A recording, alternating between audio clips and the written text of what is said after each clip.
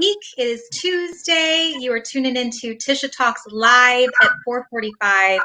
And I have a special guest today. I have Linda Rouseau. She is the mind surgeon joining me. She's also in my neck of the woods in Ahwatukee and in the Scottsdale area. Good to have you on, Linda. Before we get started, I just want to give a couple of housekeeping announcements that you can chat with us anytime during this broadcast or even in the replay if you're catching it. Today, we're talking about creating sustainable relationships and giving Linda the floor. But if you have questions, go ahead and throw those comments, say hello, ask a question. Linda and I are here for you to help you. So I'm going to turn it over to Linda. But Linda, thank you so much for being a part of this, Miss Mind Surgeon. I'm excited to get started with you. And just background information, Linda is an avid supporter of Tisha Talks. She came the very first day and shows up every single day or every other day as I do these Tuesdays and Thursdays live at 4:45. So Linda, thank you so much for being a supporter. I adore you for being here. It's so great to meet you finally. And yeah, I'm gonna give you the floor. So, mind surgeon, love that. Why did you create that title? Well, thank you, first of all, Tisha, for having me. It's great to be on your talks and listen to them. I find them very informative and fun.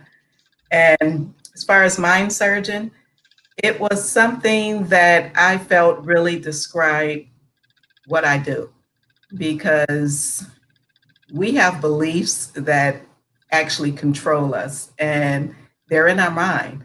And as a result of these beliefs, what I do is actually intricately go inside by guiding an individual, finding these beliefs, where it has latched a hold on their very core, and I'm able to eradicate the beliefs, just like surgery. And then once they're done, we're bringing in new beliefs. So not only is it a surgery of removing these hindering beliefs that's holding us back, but also it's a transplant of bringing in new beliefs. I like that. That fits so well. So mind surgeon, transplanting these new beliefs. And it's so true. We've heard about it. The subconscious, it's like what you believe actually is happening. And that's good or bad.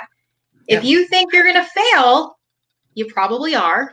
If you think you're going to succeed, you know you will. I mean, that's really this whole, what do you believe and how are you manifesting that? So yeah, I love that. Transplanting, mind surgeon, awesome.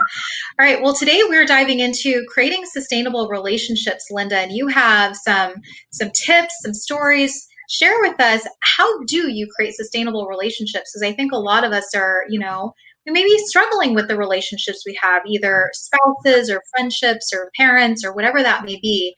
I'd love for you to talk more about that.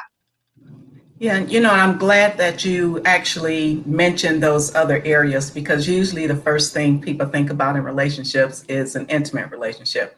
But it's further. It does include our families. It does include connections, and whether it's business or say just networking and getting to know more people. But as far as being able to create a sustainable relationship, there are certain things that we're looking for in a person. And so the question is, okay, what is it that I really want? What is it that I want in this relationship? Oftentimes, family, we're somewhat limited in being able to get exactly what we want, but we can actually shift that as well. So when you ask yourself the question, what is it that I want in these relationships? Then the next thing is, what type of person do I need to be?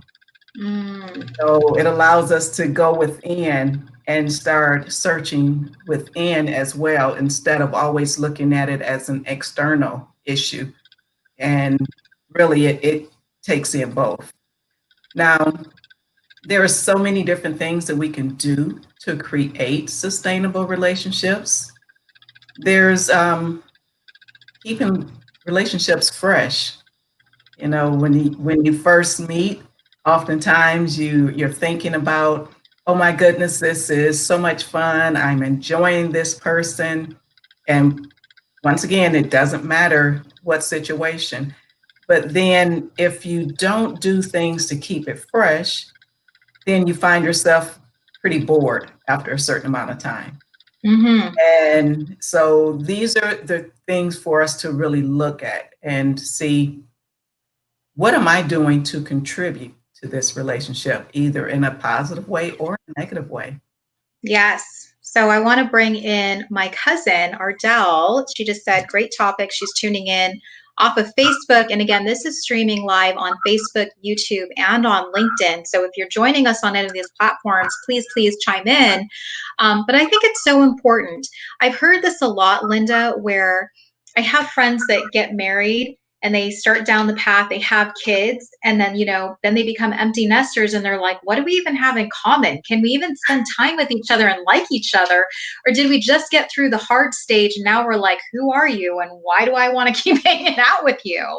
That crosses people's minds because it's like, I mean, I can understand where they're coming from. And Linda, that I was just in Bisbee. I took my husband because I am trying to keep it fresh. I am trying to spice it and spook it up a little. And I say spooky because we were just in Bisbee in the ghost town, which literally is like a ghost town. Right.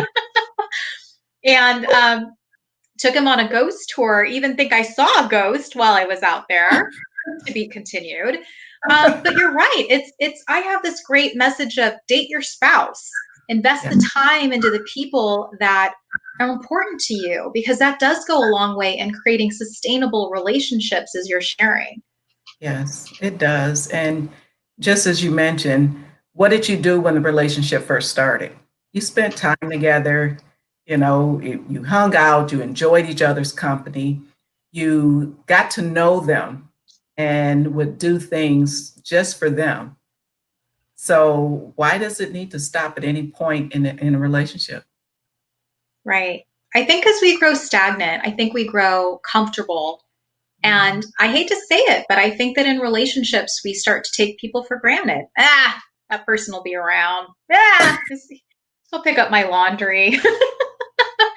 you know, Yeah. that's what happens in these relationships. We grow just comfortable with each other. And like you said earlier, you need to freshen it up a bit, like do some new things. Like I said, date each other again, or Absolutely. invest the time, into being with your friends and doing fun things and just keeping that relationship alive. It doesn't have to be an intimate relationship, as you shared, Yeah. but any relationship. And that's a great word as well, investing. Mm-hmm. We think all I need to do is throw that fish out there, I catch them, and I'm done. But if you're not eating the fish, there's a need for you to do something to keep it alive. Ah, So if you're catching and building your own pond, so to speak, then you need to feed and nurture that fish. Be there for them. See what their needs are. If there's been a change, and find new adventures. go Why to every day need to be the same? that's why I say go to ghost towns. That'll really bring you closer. We actually went to Tombstone yesterday as well, Oh, and got to see the whole like Wyatt Earp. Like it was like living in the movie, Linda, oh, where we got to see the whole gunfight go down with Doc Holliday and Wyatt Earp and Virgil and all this. And it was we ended up at the Crystal Palace Saloon where they had the original bar from like back in the 1800s. It was nice. nuts. It was craziness. It was craziness. I want to touch on something. So we're talking about relationships with others, but what about relationships with yourself? What about creating a sustainable relationship with you and eating the fish? I like what you said. Eat the fish. Don't just throw your line out there and catch the fish. Like actually eat the fish. So talk about creating a sustainable relationship with yourself and why that is so important, because as we talked about, it's all about an investment, and investment is you investing in you as well. Yeah. So, in order to invest in ourselves, we're going to give ourselves something that's nourishing us. And what's lifting our spirits? What is it that actually feeds our soul? That fish, whatever the case may be, is something that just means so much to us. And when we allow that to grow, and even the love that we have for ourselves to grow, we're able to give so much more because we've invested in ourselves.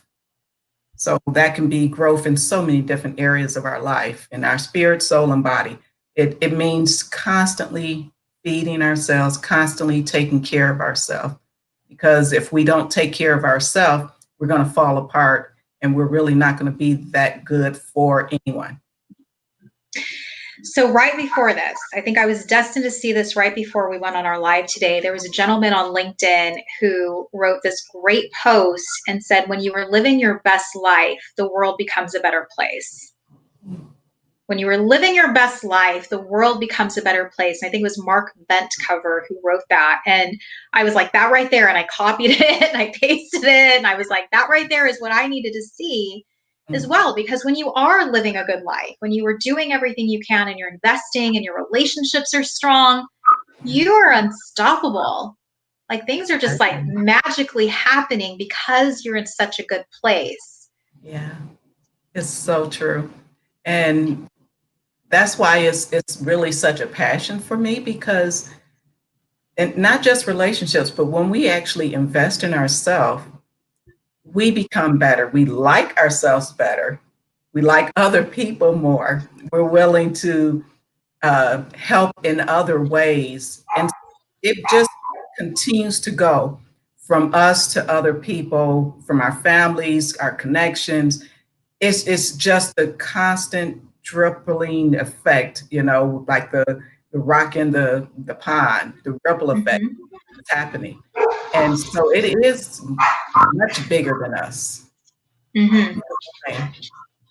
Absolutely. Well, I know we have a couple more minutes left. Linda, I want to give you the floor. Talk about what's next on the horizon for you. What's some cool things coming up in your world? And yes, hello, Gary, serve others. That's what he just wrote, tuning in off of LinkedIn. Absolutely. I think that I bet, Linda, Gary is a contribute when we look at the why assessment. And I think that all of those people that are contributors, that's what we want to do. We want to serve others. We want to see them succeed. I bet you're probably same type person. But share with us a little bit more about what's on the horizon for you and what you've got going on and how people can find you. We have your website streaming, but let us know. Okay. Well, actually, there's a few exciting things taking place because it is really my passion to see a healing just takes place everywhere. But on a smaller scale, I'm actually launching a course that'll be coming up soon. So there'll be a webinar to give more information about that. That'll be happening later this month. And I'm actually giving individuals an opportunity to become founding members of this particular group that's forming with the course. So if anyone wants to reach out to me by email, it's linda@freedomismine.com. Feel free to do so, and I'll be able to give them more details and what that involves. Also, I'm part of a global healing summit. So we're coming together to just really cause a healing effect worldwide. And I'm looking forward to that. That's something that'll be happening in December. I am available on the different platforms, always under Freedom is Mine. It may be a number or something added to it, but check me out on the website and you'll see all the links there. Nice. And connecting with any and everyone. Great. Thank you, Linda. I will be posting those links also on the replay so people can check in with you. They can get more information on the Global Healing Summit. That sounds amazing. That's coming up in December. And then, yeah, if you want to be a founding member of what Linda's creating with her group and her course, by all means, check in with her. She is an Arizona gal just like me. And yeah, Linda, it was such a pleasure having you on. I want to thank you for being on. Is there anything else you'd like to share as we wrap it up today? Well, actually, with this group, I'm diving in deeper how to create a sustainable relationship, and I'm giving so many steps and exercises. I mean, it's going to be some work, but there's nothing but a benefit from it. So I would just, Ah, if anyone want to be a part of it, to come join me. perfect. Thank you, Linda, so much. Linda, the mind surgeon out here in Arizona, joining me today on creating sustainable relationships. And if you're struggling with relationships, I highly recommend checking in with Linda, getting some tips and tricks. My big takeaway for today is that we must invest in ourselves. We must invest in the people that matter to us, and we have to keep it fresh. We can't go through this complacency zone. We have to keep moving it along and trying new things, trying new adventures. And I hear Bisbee is a great town. I just had to throw that in there. I had to throw that in there. So, hey, thanks, Linda, so much for being on. I know it's 5 o'clock. I've got dinner and kids to tend to. So, thank you so much. I'll be back on Thursday, 4:45. You can catch it again on StreamYard through LinkedIn, YouTube, and Facebook. And I will be going solo, thinking of my next topic of inspiration. So, Linda, I will see you back on Tisha Talks Live as my guest. And thank you. Thank you so much, everyone, for tuning in or catching the replay. I appreciate all of you, and we'll see you on Thursday. Thank you. Thank you, Tish.